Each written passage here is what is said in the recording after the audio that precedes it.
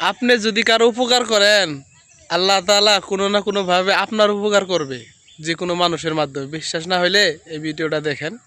এনেন sir আপনার parcel. Sir এই নেন আপনার পার্সেল। কিন্তু আমার তো পার্সেল একটা লাগবে। তাহলে আপনি 2টা পার্সেল অর্ডার করছেন যে স্যার? আর বলো না, অর্ডার তো আমি একটাই করেছিলাম, কিন্তু আমার ছেলে ভুল করে আরেকটা অর্ডার করে দিয়েছে। এখন আমি কি করব বলো? আচ্ছা যাই হোক, তোমরা যেহেতু দুজনে চলে এসছো, পার্সেল তো আমার একটাই লাগবে। তোমরা দুজন এখন আলোচনা করে দেখো যে আমি কার পার্সেলটা নিব, আর যার পার্সেলটা নিব আমি তাকে 100 টাকা বকশিশও দেবো। তাহলে আপনি এর পার্সেলটাই নেন স্যার। আমি ওর পার্সেল নিব কেন? হিসাবে তো তোমার পার্সেলটা নেওয়ার কথা, কারণ তুমি আগে আসছো। আর তোমার পার্সেলটা নিলে তুমি তো 100 টাকা বকশিশও পাবা। তুমি সেটা না নিয়ে তুমি ওর কথা বলছো।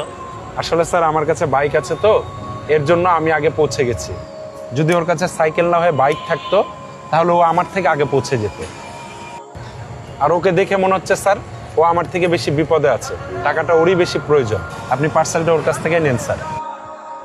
ঠিক আছে।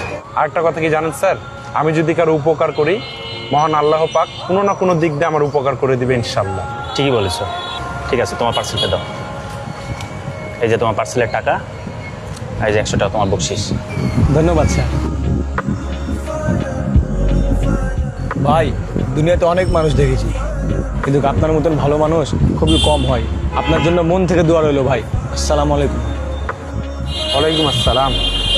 ভাই এটা খাবারের পার্সেল নাকি? জি স্যার। আমিও খাবার কিনতে যাচ্ছিলাম, তো খাবারটার দাম কত? 500 টাকা স্যার। তাহলে এই খাবারটা আমাকেই দিয়ে দেন, আমার আর কষ্ট করে যাওয়া লাগলো না। ঠিক আছে স্যার। এই যে নেন, খাবারের দাম 500 টাকা। আর আমার তো খাবারটা নিয়ে আসতে যাতায়াত ভাড়া লাগতো, ওটা বাবদ 100 টাকা নেন।